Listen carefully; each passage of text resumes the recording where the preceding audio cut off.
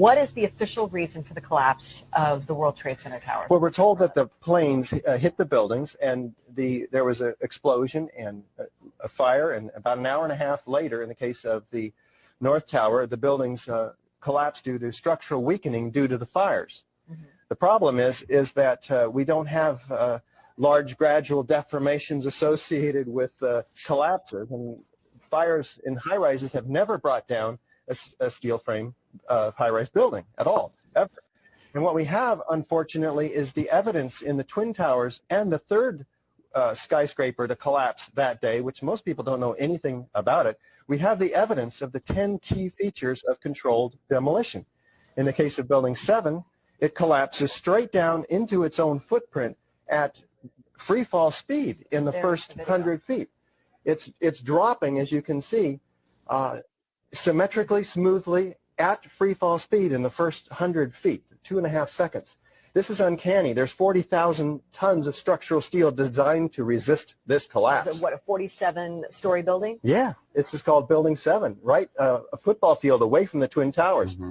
Okay, so what we're showing is left what happened. In fact, right is a controlled where you are using, or the people who made this happen, used demolition. Indeed, and this is a direct comparison. And you can see that, indeed, almost free fall speed, free fall acceleration through 40,000 tons of structural steel. That is uncanny. So we have 700 architects and engineers demanding a new investigation as a result of this evidence and the evidence in the World Trade Center that is very explosive. Almost every architect and engineer we show this information to agrees with us that these are controlled demolitions. If we can get them to look at the information, because obviously the implications of a controlled demolition are dark for our country, because that means somebody besides Al-Qaeda was involved.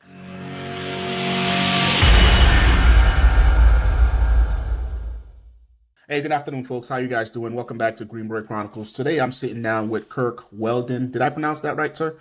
Yeah, Kirk. And he has a very interesting story. And before we get into it, guys, like I'll paint this picture for you guys. So it is September 11, 2001. I am a junior in high school, right? And I had shop. I was a computer science major. And I remember because I would always sit at the very back row in computer class because me and my buddies, we found a way to get on the band website, the Playboy website, right? So we would always sit at the very back with our backs facing the window, and we would watch banned things on the internet. And I remember this specific day because, of course, downtown New York, downtown Brooklyn, there's always construction going on. So I heard all the fire vehicles, I heard all the police sirens going, but we didn't really think anything of it. And then we had a classmate run in, and he was like, man, you guys don't know what happened. Because it was just business as usual. Like, we're all in class, we're paying attention to the teacher. I'm back there doing dumb stuff. And my classmate ran in. He was like, man, you guys don't know what's going on. I'm like, okay, what's going on? Like, we weren't tracking anything. And then it came over the loudspeaker. The principal was like, hey, there's been an incident in Lower Manhattan.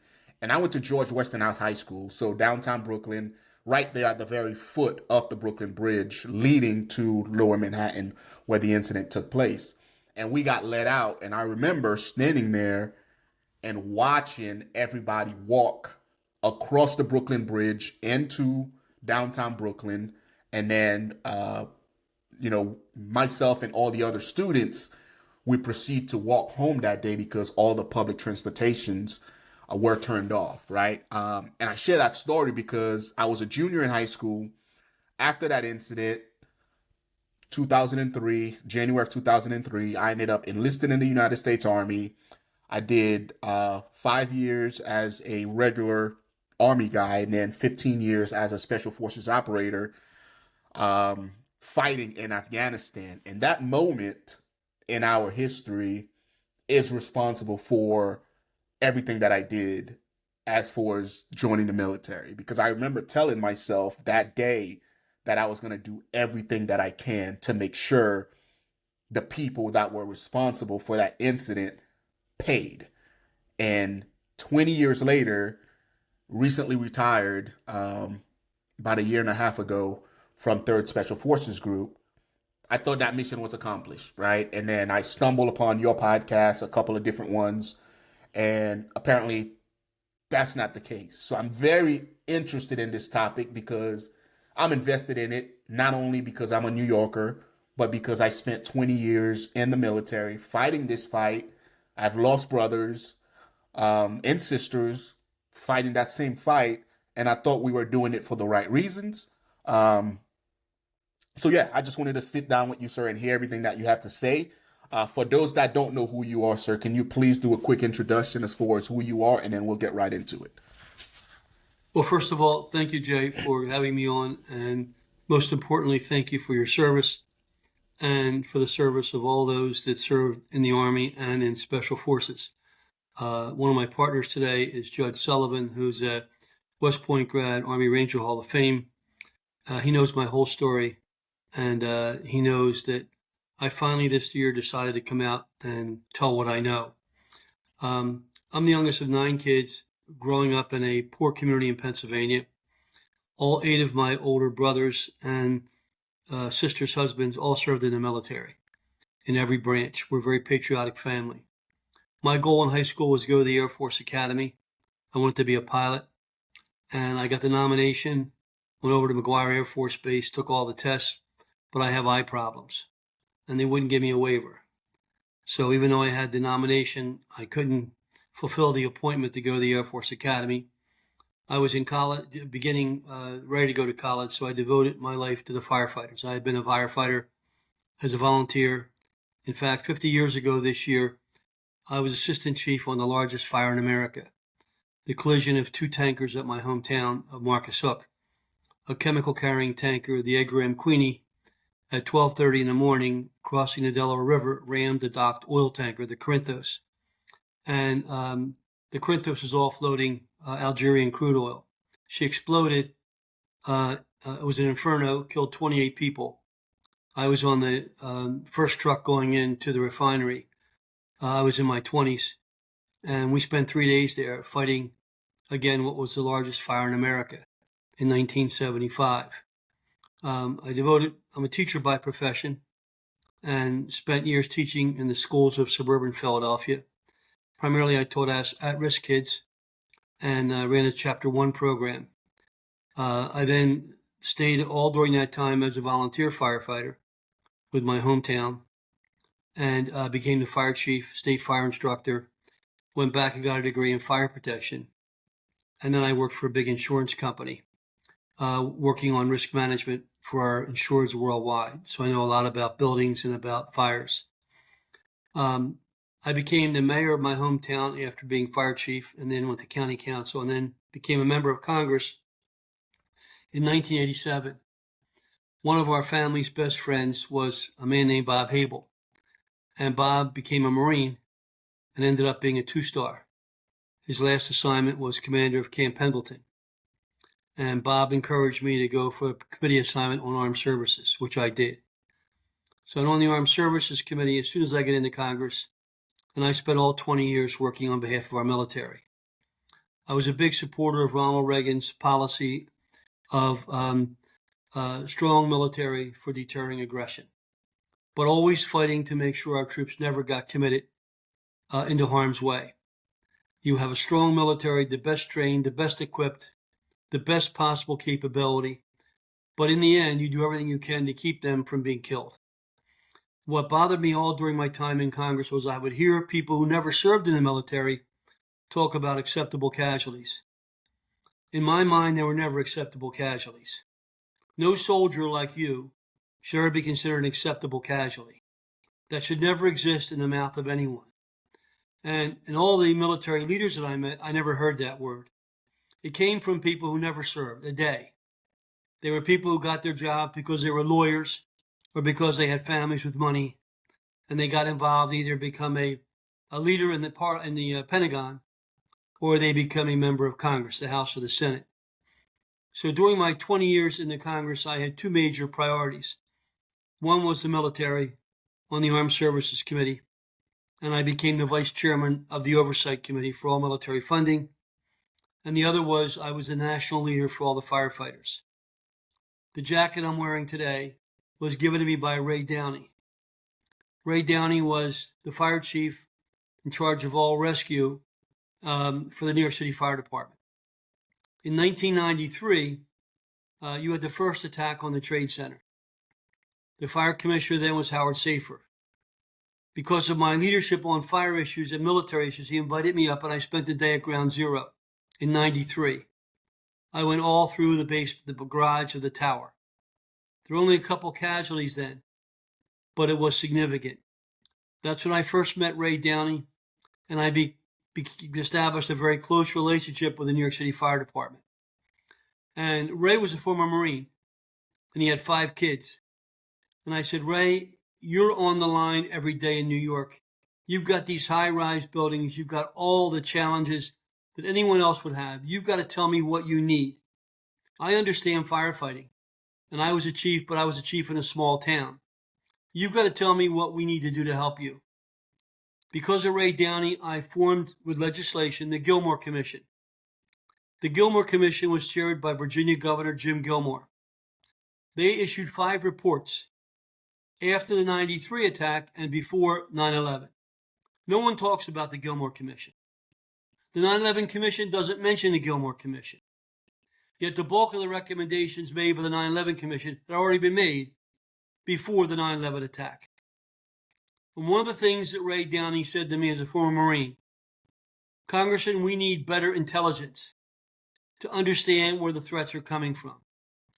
Well, it just so happened at that time, besides being vice chairman of the Defense Committee, I was the oversight chairman of the subcommittee overseeing all military research and development technology.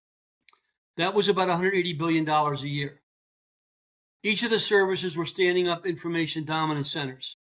The Navy had its own, the Air Force had their own, and the Army had their own. And the Army was at Fort Belvoir. Fort Belvoir is close to the Capitol. Because I was funding their program called the Land Information Warfare Assessment Center, I would go down there to get briefed up on what they were doing. Now, I didn't ask to be read into their program. It was very highly classified. I didn't need that. I wanted to see the process they were using because what they told me was it's going to allow us to prevent terrorist attacks around the world. Well, that's what Ray Downey said we needed. So I became friends with this group of people, small group of people at Fort Belvoir. And as I understood what they were doing, they were using software that nobody else in the government was using, called Starlight and Spires and link analysis. This is in the 1990s. And they were doing this to scan all of our 33 classified systems and also bring in open source information. No one else was doing that. And I saw that in 1999 when Clinton decided that we should work to help NATO become the first time NATO was used as an offensive invading force to get Milosevic out of power. And the Russian parliament called me and Steny Hoyer, Democrat leader in the House. Steny was my co-chair of the parliamentary relationship with the Russian Duma.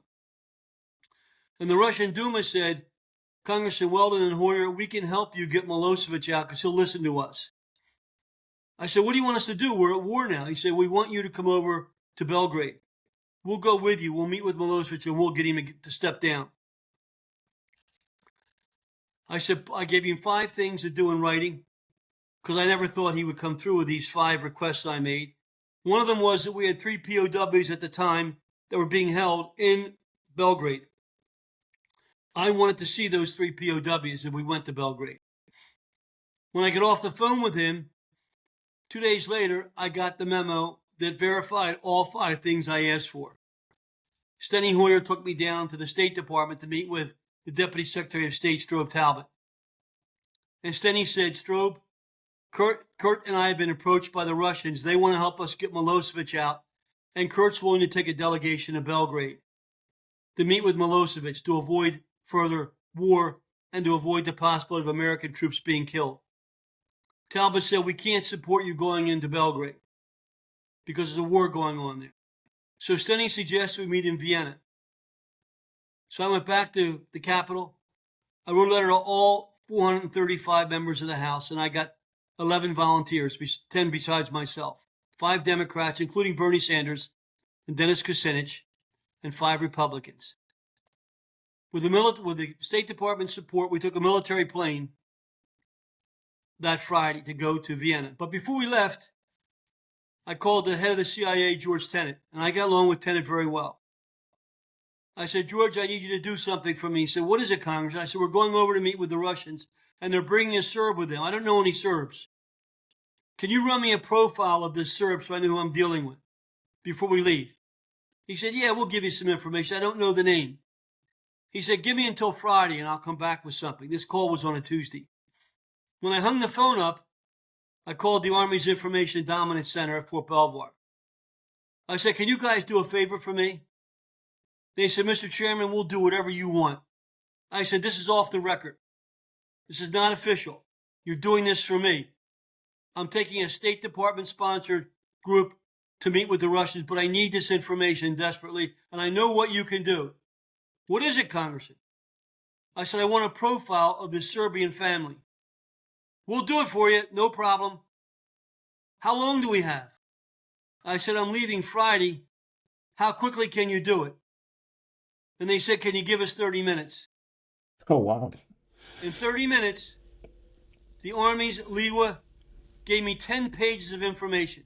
10 pages of information about the Serbian family. When Tenet came back to me 3 days later on Friday, he gave me 1 paragraph. On the way over to Vienna, I shared the information with the members of Congress with me, and I said, we got a problem.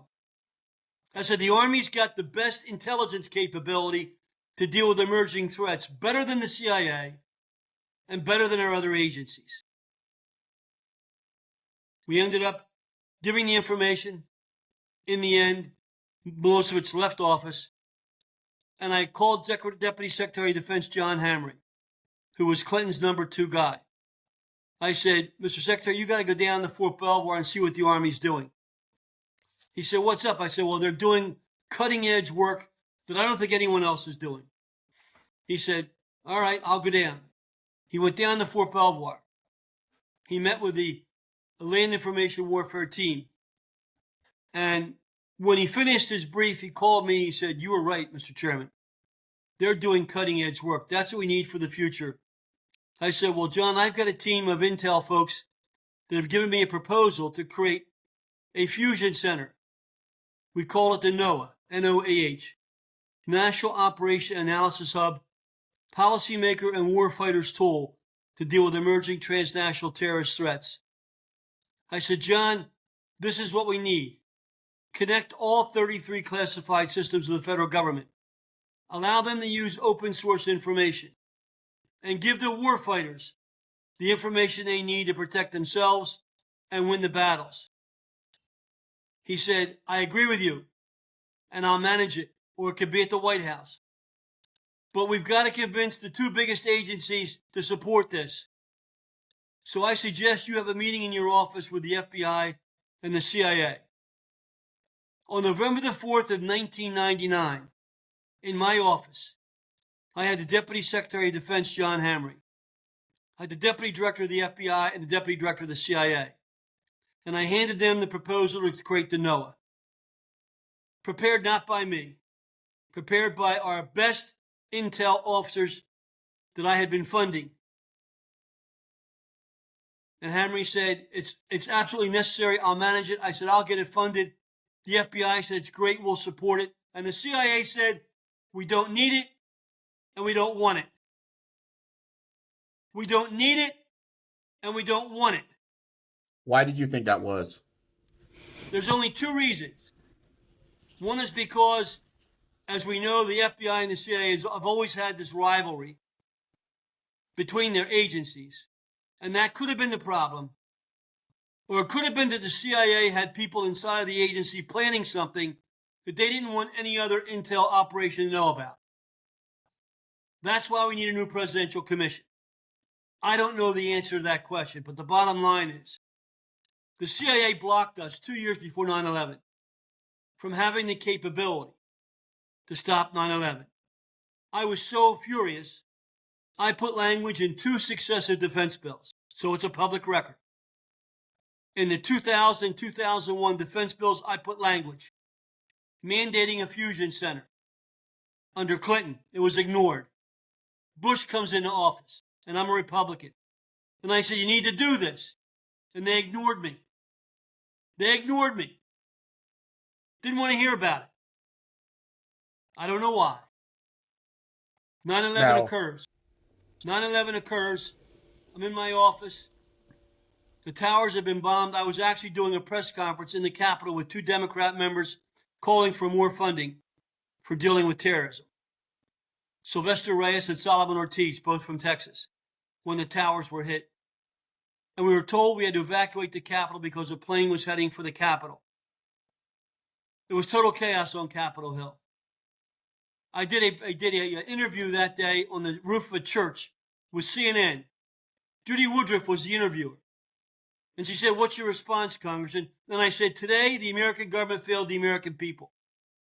On 9/11, because I knew what we could have had. But then the story really breaks. And this is what you want to hear.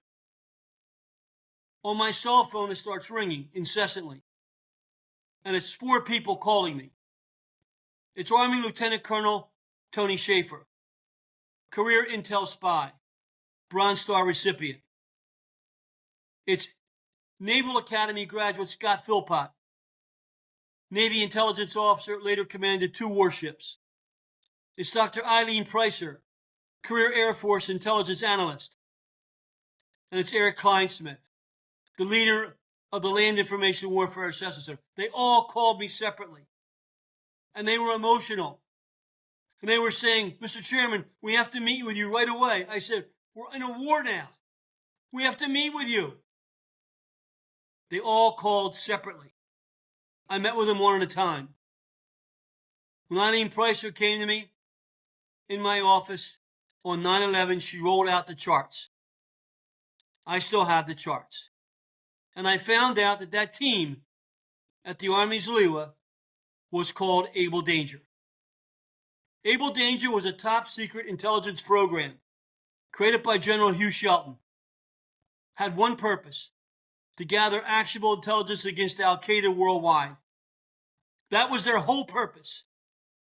It was run by Pete Schumacher, head of Special Forces Command. But their base of operations was at the Army's LEWA. There were about 20 of them there. The people I had gone down to meet. That's what they were doing. And they showed me these charts. Every Al-Qaeda cell in the world was identified with a name and a photograph. And they showed me the 5 key cells, one of which is in New York City, tied into Muhammad Atta. And they said, Congressman, this is what we've been doing for the past 2 years. This is what we told you we needed. You've been funding it. We tried to convey this information to the Justice Department about the New York cell 3 times, Congressman. We were blocked. We were blocked 3 times. Now I have the name of the person in the Justice Department who was told to block the meeting. When I found this information out, I was absolutely outraged. I wrote a book and I went public.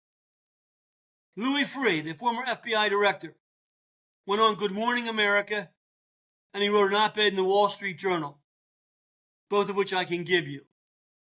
And he said if the FBI would have had the information that the Army's intelligence had, 9/11 could have been stopped. Those friends of yours would not be dead today. Those 2,457 soldiers that died in Afghanistan, those 343 firefighters, those 2,977 responders and civilians, none of them would be dead today. It was outrageous. And I was very, very angry. I demanded, as the Vice Chairman of the Defense Committee, that we hold hearings and bring the Able Danger team in to testify. Now, in the year 2000, Donald Rumsfeld had written a letter endorsing me to become chairman of the Armed Services Committee. So had John Hamre, the Democrat. Like, both of them endorsed me to be chairman. But when I challenged 9/11, everything changed. I went to Rumsfeld after 9/11. His assistant's name was Stephen Cambone. And I said, I want to know why this happened. My friends died at 9/11. I was there in 93. I was at the World Trade Center. I went up at 9/11 the day after the attack occurred. I want to know why this happened. He said, well, we're not going to send them over to testify. I said, oh, yes, you are. Oh, no, we're not. I said, well, subpoena them. It didn't matter. They would not let them testify. So you know what I did?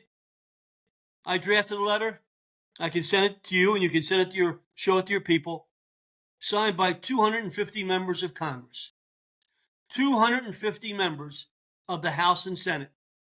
Prominent Democrats like Jack Murtha, Steny Hoyer, Bill Young, Dick Armey, Solomon Ortiz, Sylvester Reyes, all signed the letter demanding that the Republican Secretary of Defense allow the Able Danger team to testify. And they said no. Now, at this that began the cover. Now, at this point, were you thinking to yourself, wait a minute, like something bigger is going on? Like, what is it? Or did you just see it as typical a bureaucratic, smoke screen and them trying to, make sure that the country's taken care of? You got it. I was just sucked in because I had been at 9/11. I was overwhelmed with emotion. I lost my good friend Ray Downey. I lost other friends. One of the pilots of one of the planes was a neighbor of mine, and I raised money for a playground for his kids' school. So I was caught up in the emotion of what happened, like America. And to be honest with you, now I look back, that was all spin created by our deep state. That was all created to make the American people focus on the attack and Al-Qaeda, what we had to do, as opposed to why this occurred. So I started a battle. And the battle really got heavy. It got heavy for two reasons. Number one, Tony Shaffer, the lieutenant colonel, after 9/11, they disbanded Able Danger. He went back to his commitment, which was a spy over in Afghanistan undercover. So Tony was given information in Afghanistan by his commanding officer that the 9/11 Commission had been formed by the Bush administration. And they were coming through Afghanistan and wanted to meet with any soldiers that might have information about 9/11. So Tony said, I know information. I was on the Able Danger team. So he set up a meeting in Afghanistan, probably while you were there. And he met Zelikow. And Tony told him what he knew. And Zelikow, the director of the 9/11 Commission, said, Lieutenant Colonel, when you get back to America, I need your information immediately. Contact me. They exchanged business cards.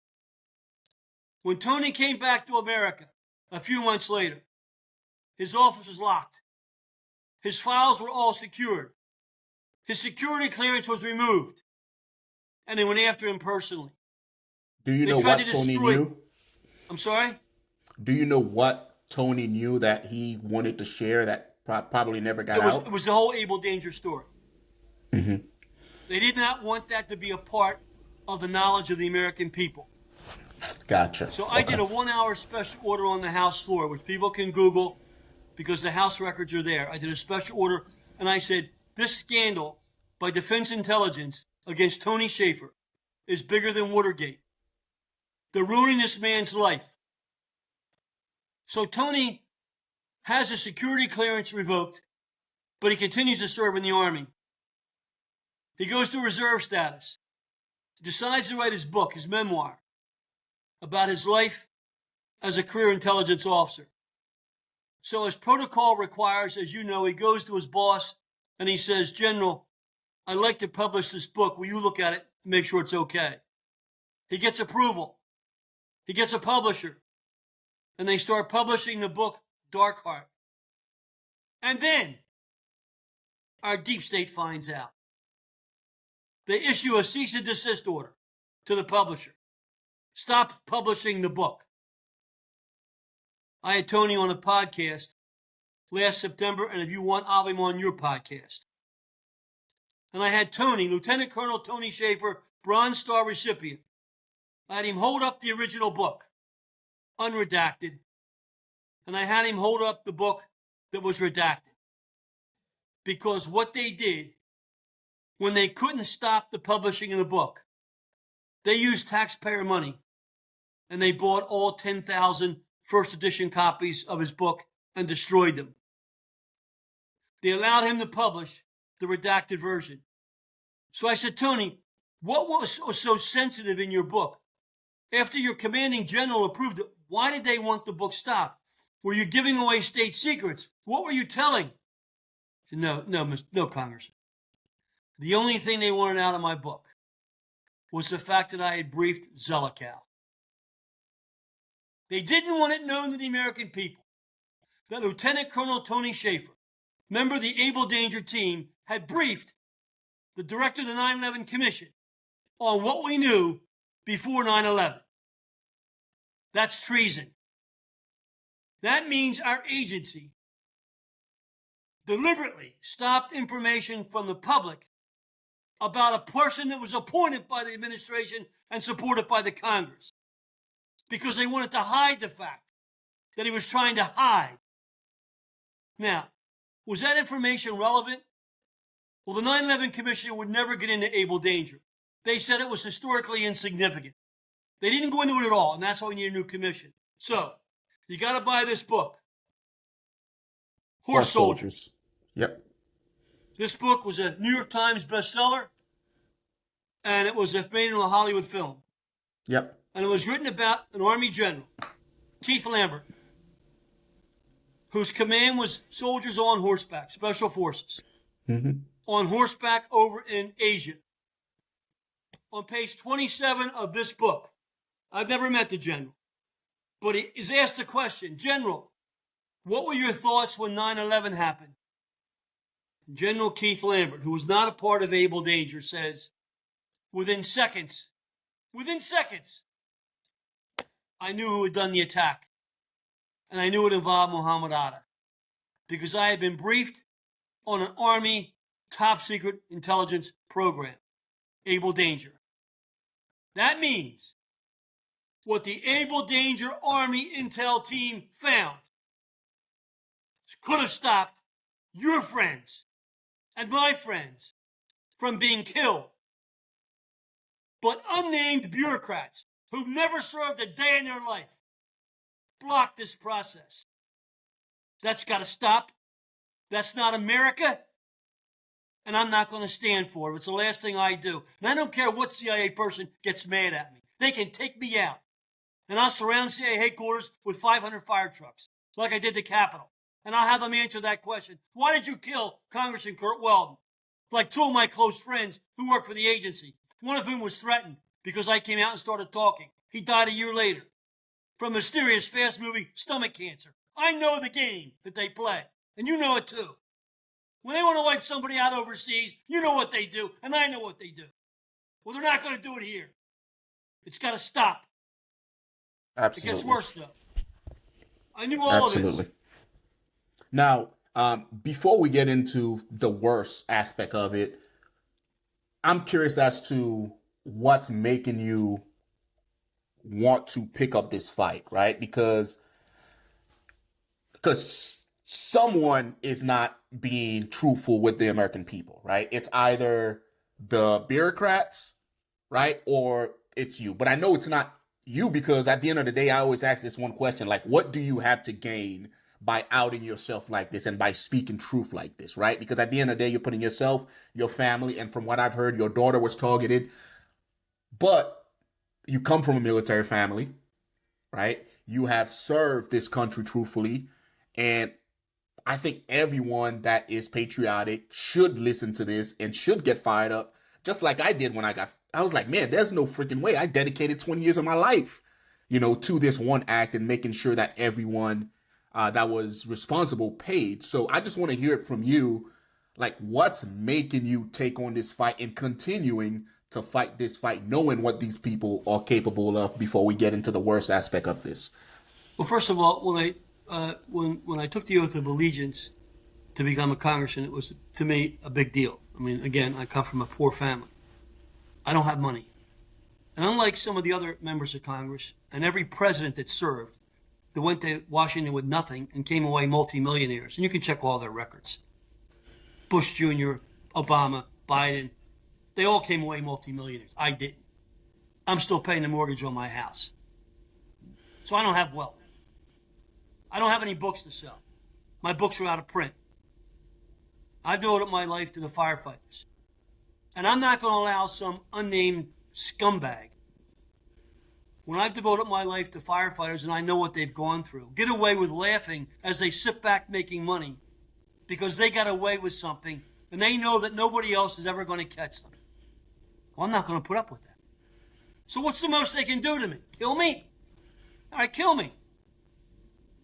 What should I do? Go hide in the corner and suck my thumb and pretend I don't know? Is that what America's all about? Is that what we're supposed to do? Now, you're a soldier. If you do something wrong on the battlefield, what's your commanding officer going to do? He's going to hold you accountable, right or wrong. Absolutely. Absolutely. Absolutely. Absolutely. But here we have people in our intelligence agencies who have been responsible for killing massive numbers of people, and nothing's happening. We don't even know who they are. I know who they are. But I'm not going to speculate. I want Donald Trump, very simply, to appoint a presidential commission. A 9/11 commission. The first commission was a joke. Neither the Bush administration nor the Clinton administration wanted a commission. So Condoleezza Rice picked her friend Zelikow to be the director of the 9/11 commission. And the Democrats put Jamie Grelick on the commission. She's the lawyer that wrote the firewall memo that said you can't transfer military intelligence to civilian law enforcement. They ran the commission. We have two commissioners that said they knew they weren't getting all the information. The 9/11 commission was a fraud. Now, why didn't I say this back when it happened? I did. And you know what they did to me? I was next in line to chair the Armed Services Committee. There would have been no contest. In 2006, my election would have been my 11th term. I'd already been endorsed, as I told you, by the top Republican, Donald Rumsfeld, and the top Democrat, John Hamre. I had letters from 180 members, leaders of the military, generals, admirals, people from think tanks, all supporting me. But I had taken on the system. Now, the election in 2006, we were winning. They ran a Democrat retired admiral who was demoted from 3-star to 2-star, who didn't live in my district. He came back, established a home, and then he moved away after he left there. He doesn't live in the district anymore. Lives in Virginia. And his wife works for Intel. It was all set up. Sandy Berger sent her staffer up to run the campaign against me. Sandy Berger, the same guy that stole the documents out of the archives and put them in his underwear and socks because it was pre-9/11 intelligence. The same guy. They knew if I won, they couldn't stop me. I would have unlimited subpoena power. I could have subpoenaed anyone in the country under oath to testify about questions I had. 60 members of the committee, and I would have led them. So what did they do? 3 weeks before my election, we were up by about 8 points in the poll. DC agents from Washington went to my daughter's house at 7 o'clock in the morning, and they raided her house. They had all the TV cameras outside. All the local TV people are my friends. One of them today is a partner of mine, Dan Quayle. We do a podcast together. He was an announcer for Channel 6, ABC.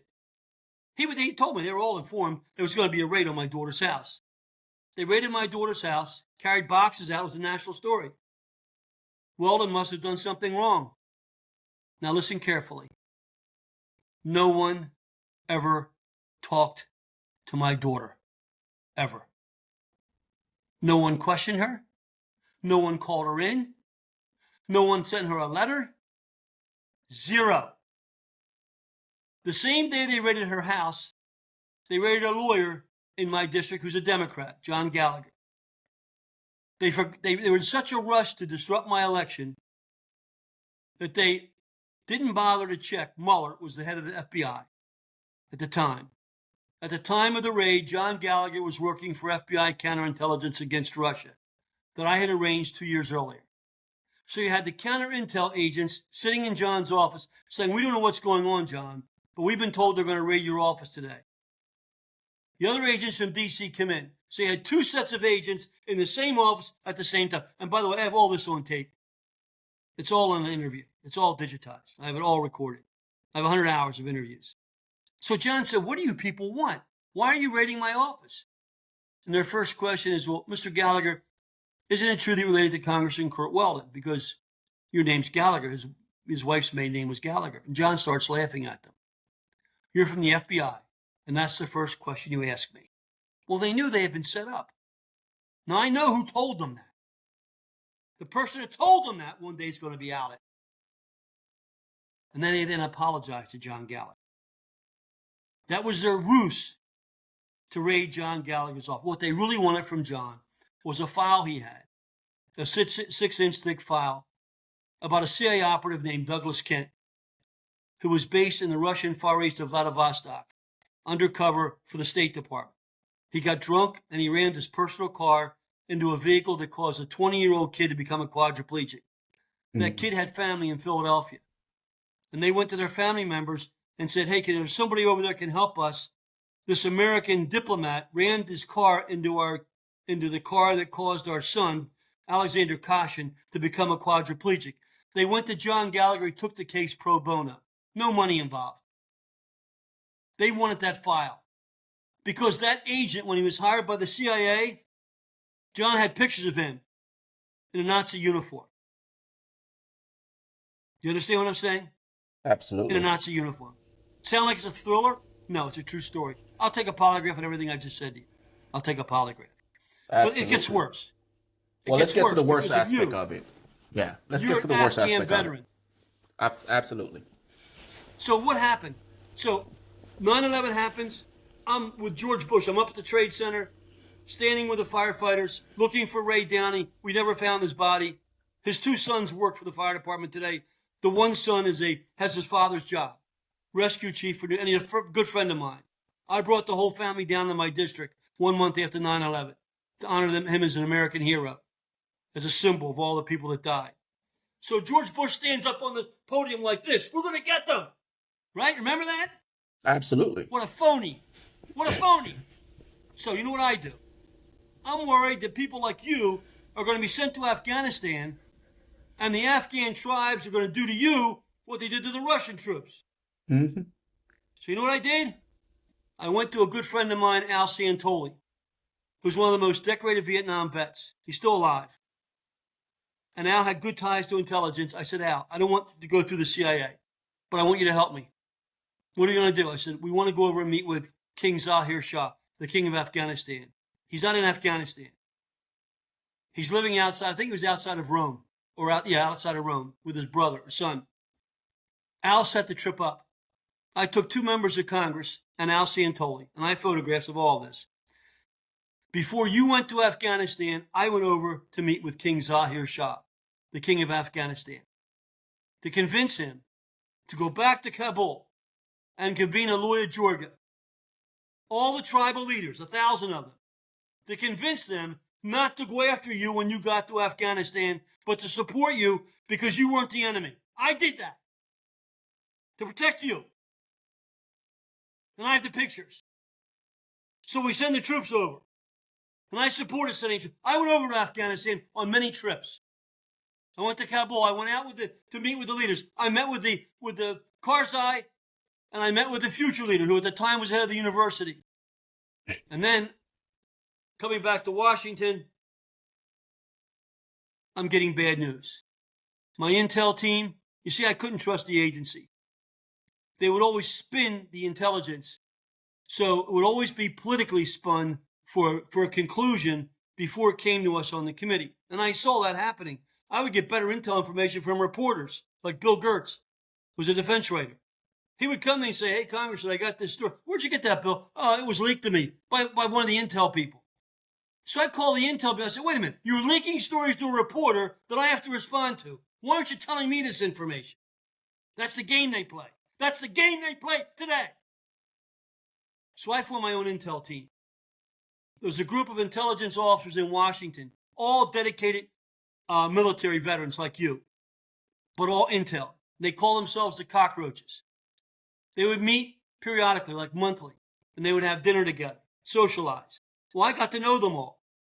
So I would bring 15, 20 of them for breakfast into the Capitol. And they would feed me raw data.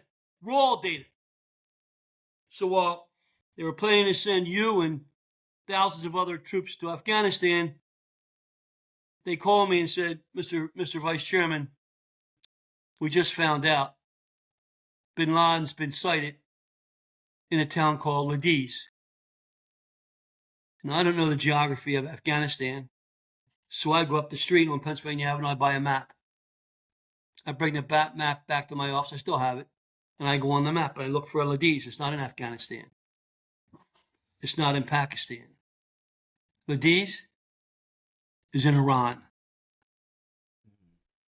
It's in an area called Baluchistan. Now, was that pre-Tora Bora, or was that like after Tora Bora? After? Yeah, it was right after 9. So I go to a classified briefing for members. Now, I'm the vice chairman of the full committee. At the classified briefing, the chairman wasn't there, so I was the acting chairman. 60 members of Congress. So I asked the question in a closed session. I have information that bin Laden's been sighted in Laden. And this was the response I got. Mr. Chairman, we've heard similar reports. We can neither confirm nor deny them. I was about ready to jump through the table. We're sending young Americans to Afghanistan, and the CIA is telling me and the House Armed Services Committee that bin Laden might not be in Afghanistan. So, now I'm starting to ask questions. 3 months later, my intel folks come back to me and say, Mr. Chairman, we've got some new information. Bin Laden's being treated at a military hospital outside of Tehran. Tehran, Iran. So I go to a classified briefing in front of all the members of the committee. It's not secret. It's closed. It's intelligence. And under classified setting for the committee, I say to the CIA, I have information that bin Laden's being treated at a military hospital outside of Tehran. And this is their response. Mr. Chairman, we've heard similar reports. We can either confirm or deny them. Now, that's been confirmed by many others. There's 2 times now I have information, as we're sending troops like you to Afghanistan, that there are people in our country that know that bin Laden's not in Afghanistan. Then I get the most prominent Democrat member in the House on defense issues, Jack Murtha, retired Marine, good friend of mine from Pittsburgh, Johnstown. And Jack Murtha was approached by Ron Klink, a Democrat member from Pittsburgh. He was a former TV announcer for KDKA. And Ron Klink went to Murtha and said, Jack, I've got information that's very sensitive about Iran and bin Laden. Who should I go to? And Jack said, go to Curt. So Jack called me. I met with Ron Klink. Ron Klink's still alive. He'll verify this. And I have the name. Ron Klink asked me to meet with a man who came to my office. The man was a knock. You know what a knock is? Correct. The man was a knock. I said, why are you here to see me? He said, Congressman, I want you to help me get into Iran. I said, why do you want to go to Iran? He says, well, that's where I work for the agency. My assignments were all over that region. And I'm being told by my friends that bin Laden's in Iran. There's a $25 million reward for arresting and capturing of him. If you help me get to Tehran, I'll leave my credentials there, and I'll bring him back dead or alive. What's the date on this, Senator? I don't have the dates. I have them in my files. I don't have it right here. Not just because Tora Bora happened December of like 2001, right? Like that's like the big military offensive where they said, hey, bin Laden escaped into Pakistan December 17, 2001. That's when the big lead coalition took place to try to capture him. And so I'm just trying to get like, man, was he in Iran doing all of this? And it was just a big show? That's an excellent question. And you should ask that question. I don't have that here in my files. I have the largest archives in House history. It's all at my university. I have all the archives of the hearings and the dates. That's why we need a commission to go through all of this before 9/11, 9/11 and after, so that people like you know whether or not you were over there whether it was before or after Tora Bora, I can tell you I have 10 silver bullets. 10. That after 9/11, bin Laden was placed with U.S. knowledge and with U.S. help in Iran and allowed to roam in Baluchistan. 10. All verifiable, all identifiable. We knew where he was. Not we. And here's the problem. Here's where I lose my temper. Scumbags in the agency knew he was there and still let kids like you go over and your friends died. And they knew he wasn't there. They knew he wasn't there. But they had you roaming around Afghanistan with your friends being killed. 2,400 and almost 2,500 soldiers came back in body bags and thousands more wounded when a handful of scumbags who should be brought up for treason in this country. Treason. Nothing less. That's what's wrong with America today. So what do? They hide them. They hide them. And you know, they use their system now to defeat one. And I never met Donald Trump. This is not about Donald Trump. I don't know the man. And again, Democrats and Republicans all supported me. And they're all afraid to come out and do what I'm doing. They're all afraid to talk. And they all know. They all know. They said, Kurt, you shouldn't talk like this. Oh, really? What should I do? Be a wimp? What should I do? Let your friends die? And me laugh about it? Because we got away with killing your friends? Is that what elected officials all about? It's actually crazy because within the special operation realm, we talk about this other time. The initial invasion, let's say he was a Tora Bora before he got, flown out to Pakistan or Iran and protected. We always joke, we don't joke, but we always talk about that the initial entrance into Afghanistan and finding bin Laden, like that was a special operation mission that should have lasted 30 to 90 days. And 20 years later, we were in there looking for him all the way up to 2011. And come to find out, they knew exactly where he was. So they knew exactly. Let me give you one more example. I had, besides Martha coming to me and Ron Klink, about a year or two after 9/11, I have the exact dates in my files. I can't remember them off the head. Absolutely. I get a request from the Interior Department that they want to meet with me and bring in the top Falcon leader in America, who's from Maine. Now, why would they want to bring the Falcon leader to me? Well, I didn't think it was unusual because I sit on the Migratory Bird Commission. The federal government has a Migratory Bird Commission that oversees wildlife refuges all up and down the coast where birds nest and all. It's a big deal for hunters and people that care about birds. So we have one Republican, one Democrat. The Democrat was John Dingell. And we have 2 senators and 3 cabinet members. So I figured this guy wants to talk to me about birds because I'm on the Bird Commission. So I said, okay, bring him in. So the head of the Interior Bird Unit brings in this #1 falcon expert in the world, who's from a very wealthy family up in Maine. And he brings in 2 falcons on his shoulders with the blinders on. I never saw a falcon up close. I was impressed. So I said, boy, they're beautiful birds. He said, well, Congressman, I spent my whole life protecting falcons. I helped write all the UN treaties on protecting falcons. He said, the royal families in the Middle East all hunt with falcons. I said, yeah, I've heard that. He said, I trained many of them. He said, they all trust me. I said, okay, well, what do you want me to do? Why are you here? He said, I want you to help me go to Iran. I said, why do you want to go to Iran? Now, he knows nothing about what I'm doing because I'm all private. It's all classified. He said, because that's where bin Laden is. I said, how do you know bin Laden's in Iran? He said, well, my falconers, I trained all the children of the royal families, and I know that region very well. And my falconers are telling me bin Laden comes from a wealthy family. His birds are flying in Iran. So if you help me get to Tehran, they'll accept me there. They all know me. I'll tag his birds, and I'll take the U.S. to exactly where he is. That's amazing. In the end, 10 silver bullet, including two royal families. Two separate royal families in the Middle East confirmed to me that they knew that bin Laden was in Iran.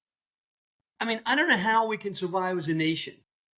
If we're going to allow a handful, there are good people in intelligence. You know that as well as I do. Absolutely.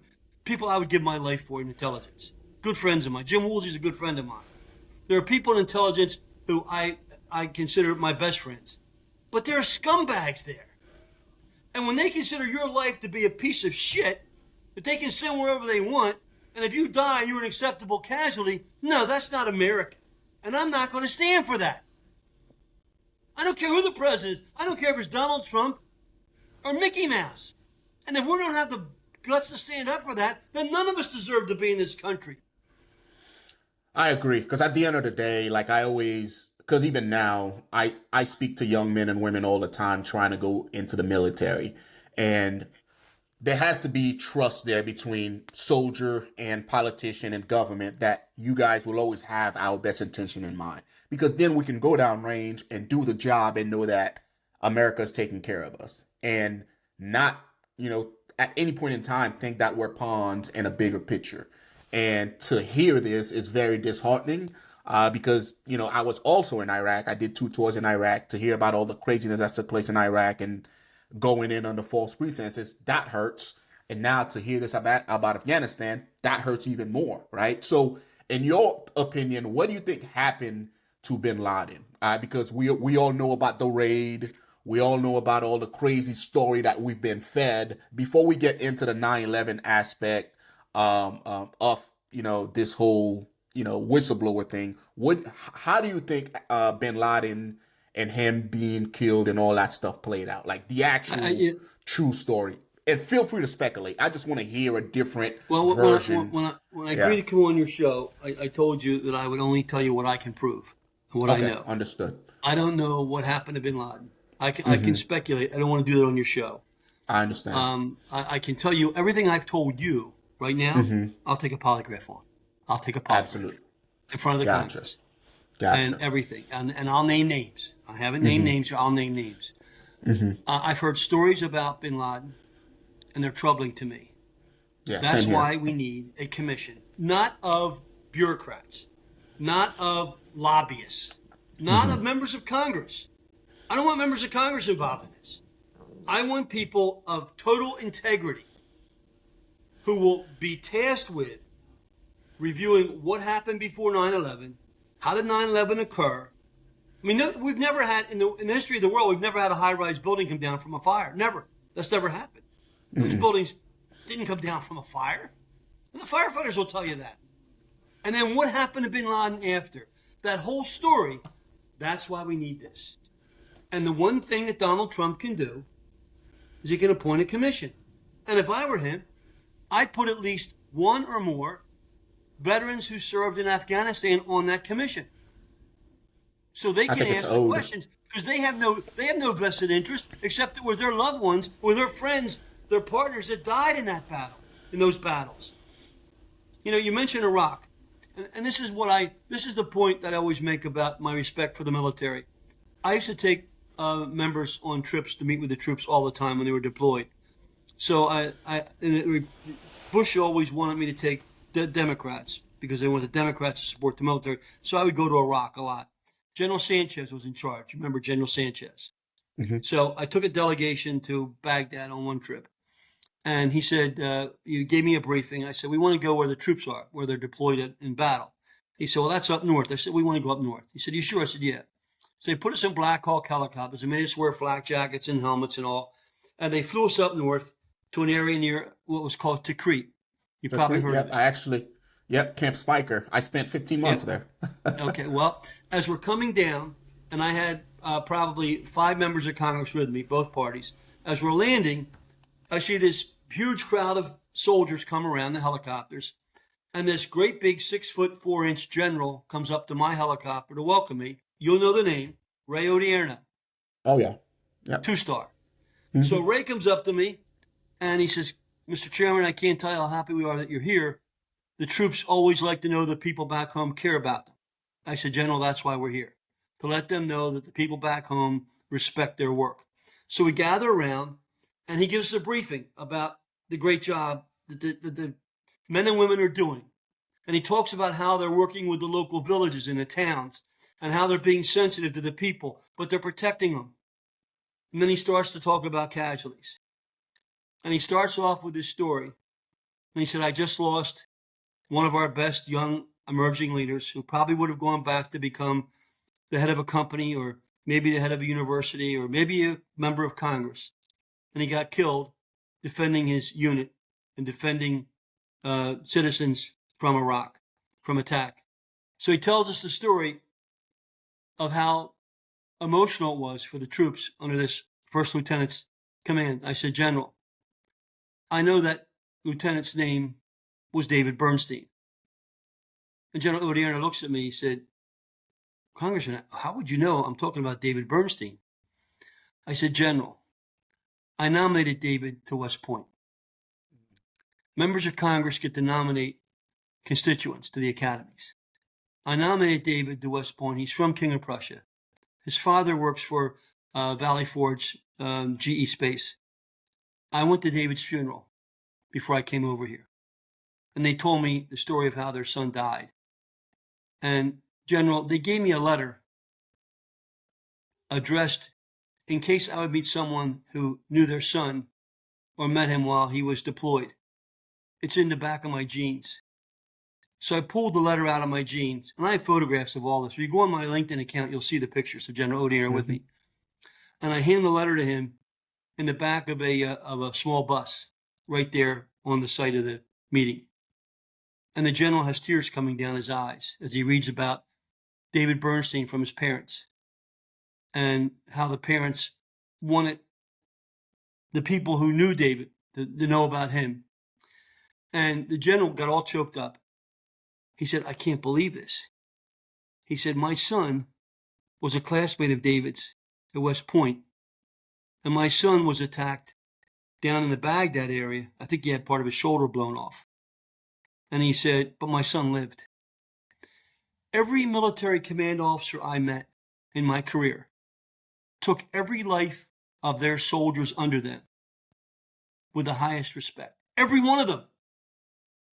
The problem is the scumbags who never served a day are the ones calling the shots, putting soldiers in harm's way, making money off it and laughing about it. And I'm not going to put up with that. Yeah. You know, Yeah, I used to respect Dick Cheney when I was in Congress.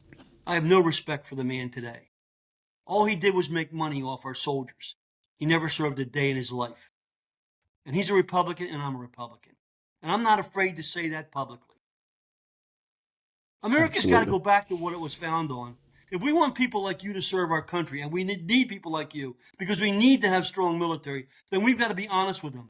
We've got to tell, especially our special forces, you guys are at the tip of the spear. You're the guys out there on the edge. If you can't trust what we're telling you, then how can we expect you to do the job? And today we're losing confidence. Why? Because we have a bunch of lying scumbags that are sitting back with multi-million-dollar bank accounts while we send kids, and I'm talking about kids, they're not kids, they're men and women, but they're young, and they die. Or they come home in body bags, or come home with broken arms or no limbs. That's wrong. And you can't make up for it by saying, oh, we're going to have some charity, and we're going to give them a home. Screw the charity. Stop them from being killed in the first place. Absolutely. And I wish that everyone was as passionate as you are because, man, I was 19 when I went over there, you know, and we are technically kids, you know, and we're taking on the fight because, again, you know, we're patriotic and we trust you guys to do right by us. And to hear that, you know, that's not always the case is very painful, not only to me, but to folks that are currently serving now. So if you were in charge right now and you had the ability to put together this task force, one, how would you go about doing it? And two, what do you think the outcome would be? Well, do you think your suspicions would be confirmed? 100%. 100%. Okay. 100%. First of all, the 9/11 Commission is a fraud and a cover-up. There's no doubt about that. And I can prove that with intelligence. And I just gave you examples. There's no doubt about that. And again, I'm not making any money off anything. I don't want any money. I don't need any money. I don't need, that's not what drives me. Yeah. Now, I can give stories about where intel people made tons of money off things they did, and I will do that if I have to. Yeah. But I don't want that. Well, all I want is very simple. I'm supporting our firefighters. I have a 7-part agenda to help them all over the country, because that's who I support. Mm-hmm. Like the military, I supported it when I was in Congress. And I want Trump to recognize the firefighters of America and help them in those 7 areas. And then 8th, I want him to appoint a commission. All of your people and your military friends have a lot of power. They need to use their power. Absolutely. They need to say to the veterans groups and their friends and families, demand that Donald Trump appoint a presidential commission on 9/11 to look at, could have been stopped, what happened on 9/11, and what did we do after 9/11 that could have stopped the loss of those soldiers' lives that were sent over to Afghanistan. Those 2,400 and I think it was 57 soldiers that came back in body bags, and tens of thousands more that came back with no limbs or no sight. Or, I mean, how outrageous can we be as a country? I mean, and how can you have any sense of decency if you're sitting back here with a multi-million-dollar bank account knowing that you caused some young kid to spend the rest of their life in a wheelchair, or their family to lose their own kid? You can't do that. So America's got to wake up and take control, and that's why I came on your show. I want your people are the heroes that are out there doing the hard work, and I want to let them know that we appreciate it, first of all, and two, what your friends did was very worthwhile, but it was unfortunately led by people that are immoral and people that, in my opinion, are traitors. And if I have my way, we will identify those people, and some of them are on that list of 51 that Donald Trump took away their security clearances, and I know them by name. They should be tried as traitors. They should be tried as traitors. If they caused the death of any soldier where they knew, in this case, the location of where bin Laden was that we could have taken out, then they should be held accountable for all those deaths that occurred after that. Now, in a podcast I heard you on, I think it was Talk at Carlson, you spoke about your good friend that you mentioned earlier on the show, how he was going from floor to floor, clearing all the way up to the fire. And you mentioned that there was a radio recording of him saying, hey, I'm at, the floor of impact. Everything's good here. We should be able to handle the fire on this floor, and then silence. Could you tell that story? And yes. Because I'm a demolition guy from the special operation aspect of it. Like, I went to schools for demolition and all that stuff. And of course, first thing I did was I went back and I rewatched the towers come down. And of course, I have my speculation based on my training. I'm going to send you the film. And again, absolutely. I don't deal in speculation. I only deal in facts, and I trust firefighters. Yes. They don't play games. They're like special ops guys. Correct. They're all facts. Just give me the facts. The firefighters are and the I same will link, because I think you sent me the film already. I will link it to the description below so everybody can watch it. The film was produced by firefighters, not by Hollywood. Hollywood would never produce a film that takes on the agency. Never. They don't have any guts. They're a bunch of phonies, scumbag phonies. All the Hollywood stars, put them in a bucket and throw them in the water. They have no credibility. They've done nothing for America. This film was produced by firefighters. It was released in 2020. It focuses on the firefighters themselves, what they saw, what they witnessed. There were over 150 firefighters from New York that spoke out, that heard explosions as they went to the buildings. Now, you don't hear explosions in office buildings. And I'm a fire chief. I've been on dozens of fires in high-rise buildings. As I told you, the largest fire in America in 1975. I testified before Congress after that fire on maritime safety. They're just things. In fact, Donald Trump, there's a clip of him on national news on 9/11 looking at Building 7, 47-story tower. It comes straight down. And Donald Trump says, that's controlled demolition. Yep, I saw that. The building's not on fire. There's no plane that hit it. It's controlled demolition. None of that's in the 9/11 Commission report. But the story you're talking about, and this is the humane part of what you're talking about with your fellow special ops guys, and in my case, the firefighters. I never met Oreo Palmer, but he was a battalion chief. Young guy in his 30s, 2 or 3 kids. He arrived well in great shape. He was known for being able to run in marathons and all, took his job very seriously. You'll see that in the film toward the end. So he gets to the first tower as soon as the plane hits, and he immediately goes in the building with his crew, and they get on the elevator, gets the elevator working, and he goes up to the 40th floor with his crew. They've got air packs on. They've got lengths of hose. They're carrying 40 pounds of gear. Now, you know what that's like in a combat situation with all the smoke and stuff going on. 40th floor. They get off the elevator. And you hear him say in his own voice, we're on the 40th floor. Everything's okay. We're going up. We're going to walk. He goes up. We're on the 45th floor. It's okay. We're going up. We're on the 50th floor. It's okay. We're going up. Now, they're carrying all this gear. He said the stair tower's open. People can come down, but we're going up. They get to the 60th floor, 65th floor. He gets to the floor of impact where the plane hit, the 78th floor. And you hear as clear as day. And I want every American to hear his voice. You hear Oreo Palmer, battalion chief from New York, as clear as day say, we're on the 78th floor, the floor of impact. I've got 2 fires, and we can handle them. And 1 minute later, the whole building collapses. Chilling. It's not Very real. chilling. No, well, as a demolitions guy, I can speak to that because I've been around explosions where, that was a plane, but I've been around vehicle-borne IEDs, the way they explode, the way they send shit everywhere, right?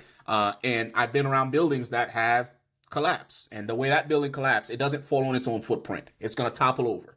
Right. So exactly. Again, like I've been digging into this ever since I saw your episodes, and I looked at the towers, and I'm like, if it was going to do what they're saying that it did, it would have toppled over. It would have. When I get up to the Trade Center the day after, the New York Fire Department, they picked me up at the station in New York, and we couldn't walk. They took me down. We couldn't drive all the way down because it was totally isolated. They had it fenced. So we walked the last 20 blocks down to the ground zero. And I spent the day at ground zero. The dust around the tower was about that thick, about a foot thick. The buildings, I had been to the Trade Center towers. I had lunch one time up in the top. It wasn't what you would expect it to be. There wasn't tons of steel, like you said, all over. No, it was just a bunch of dust. Mm-hmm. What happened to the buildings? Where'd they go? That's why you need this. Absolutely. What they did, they played on us. They played with us. They think we're a bunch of morons. So what did they do? They call everybody, now 3,000 architects and engineers who have better things to do with their lives. 3,000 architects and engineers formed an organization and said, this is crazy. This can't happen. The government had a study done by NIST that basically supported what the government wanted. It's bullshit.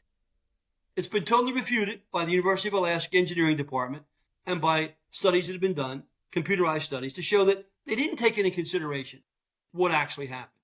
The whole thing is it's the largest cover-up in the history of our country. And if we don't take this over, and if we don't get the truth out to America, then we're not going to be a nation that we all grew up thinking we're living in. It's not going to be there. And I was a teacher, for kids for 8 years in poor schools. I taught these kids that America was the best you could get. Now I have to question that because a few scumbags think they can control us and can spin. They're the ones with the conspiracy theory. They create the conspiracy and then make everybody else look like they're conspiracy theorists. The conspiracy is all created by the CIA. They have special courses on how to manipulate public opinion. And the media has no credibility. No credibility whatsoever. 5 years ago, Dennis Kucinich, one of the most prominent Democrats in the House, came to me and said, Kurt, I've always respected you. I travel with you on trips.